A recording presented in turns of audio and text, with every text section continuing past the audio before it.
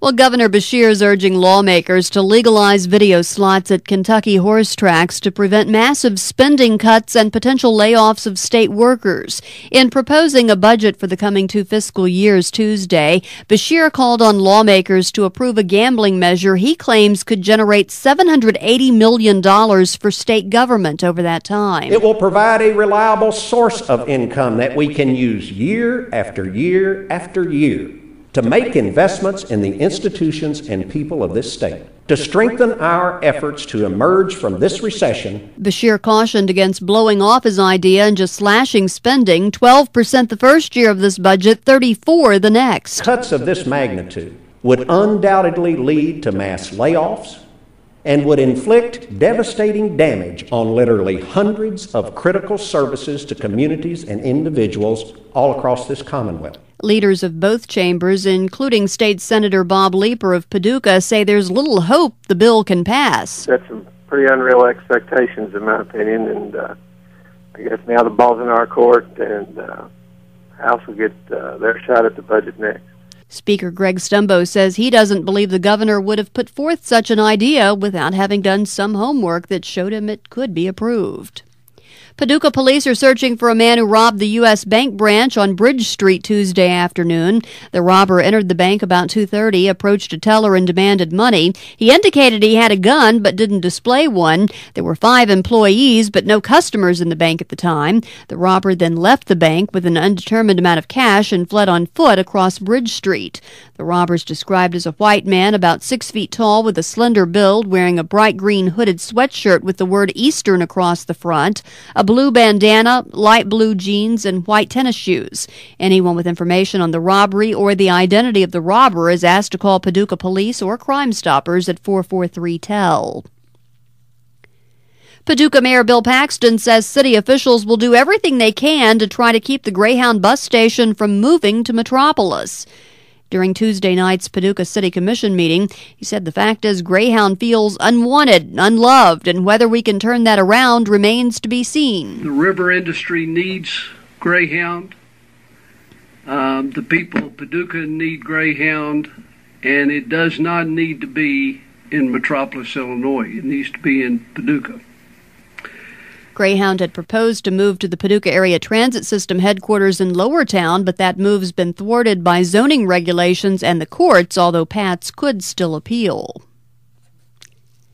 A Graves County couple was arrested Monday night after deputies uncovered a marijuana growing operation. Michael and Lisa Bell were both charged with cultivating marijuana, 5 plants or more, and possession of drug paraphernalia.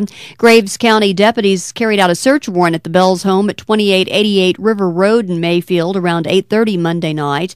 Deputies found a marijuana growing operation in the master bedroom closet. A total of 15 plants with an estimated street value of $30,000 were found. It looks like Timothy Kreitcher will be heading back to McCracken County to face criminal charges related to the kidnapping of a woman from Paducah over 30 years ago. Kreitcher appeared before a Livingston County, Illinois judge Tuesday and did not challenge a governor's warrant that's been filed on him for some time by Kentucky Governor Steve Beshear and by former Illinois Governor Rod Blagojevich. McCracken County Assistant Commonwealth Attorney Seth Hancock says now that Kreitcher's decided not to fight the warrant, 2 representatives from the Paducah Police Department will be making their way to the Pontiac Correctional Center to bring him back to McCracken County to face charges that he kidnapped Joyce Tharp of Paducah in March of 1979. Kreitcher admitted that he killed her in Jackson County, then brought her back to Paducah. Hancock would not give a specific date as to when Kreitcher will be brought back at this time. Al Archer's forecast is up next. More news later here or anytime on WestKentuckyStar.com. A 2-year-old boy remains in critical condition at Corsair Children's Hospital in Louisville after McCracken Sheriff's deputies learned about injuries the boy suffered at a home at 105 Vicky Lane in West McCracken County early Sunday morning.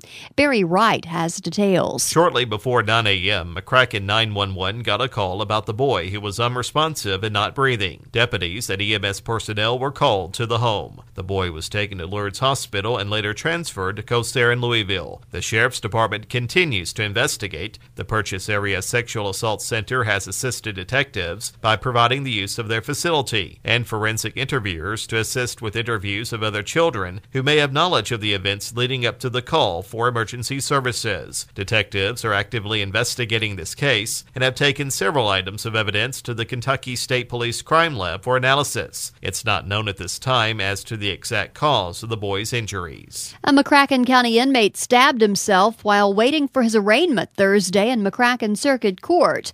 Bill Hughes reports. 31-year-old Anthony Fairfield of Brookport used an ink pen to stab himself in the neck just below the chin. He was chained to several other inmates when the incident happened. McCracken County Deputy Matt Carter said Fairfield is not an inmate that they have dealt with on a regular basis, and he could not speculate on what might have prompted his actions. He added that Fairfield has not given a reason for the outburst. Fairfield was separated from the other inmates and removed from the courtroom. His injuries did not appear to be severe, with Deputy Carter describing them as scratches. Fairfield was in court for arraignment on 3 drug charges and 2 charges of being a persistent felony offender. Some unpleasant weather may be heading our way this weekend. Candy Freeland takes a look. David Humphrey is lead forecaster with the National Weather Service in Paducah. He tells us what we can most likely expect to happen this weekend. The near certain things that are going to occur this weekend are Saturday it's going to rain. We're going to have a chance of thunderstorms, though shouldn't be severe thunderstorms, should be mainly a heavy rain. The cold air comes in Saturday night and it'll change the rain to snow. If you get some accumulation, light accumulations, probably about an inch or less, though I wouldn't rule out 2 inches. And the winds really pick up, start howling late Saturday night through the day Sunday. That makes the cold air that much colder. We're talking gusts at 30 miles an hour, and we're talking wind chill readings from the single digits to teens. And what about temperatures? Humphrey covers that as well. You're staying below freezing Saturday night. Even Sunday's high temperature, freezing or below. Sunday night, you're in the teens. Monday, you're in the 20s. Probably not seeing 32 till maybe Tuesday, Wednesday of next week. In terms of hazardous driving conditions, Humphrey says the usual suspects, bridges and overpasses, would freeze first. But many roads in the area are being treated as a precaution. The California rocket company that launched a spacecraft into orbit and successfully returned it to Earth this week has now revealed its secret payload. It was a wheel of cheese. The Space Exploration Technologies on Thursday released photographs of the wheel in a container that was bolted to the floor of its Dragon capsule for Wednesday's test flight from Florida. SpaceX says the flight of the round was a tribute to the Monty Python comedy team, which had a famous cheese shop sketch. After circling the world twice, the capsule parachuted to a Pacific Ocean splashdown. The cheese is now on a barge headed to California.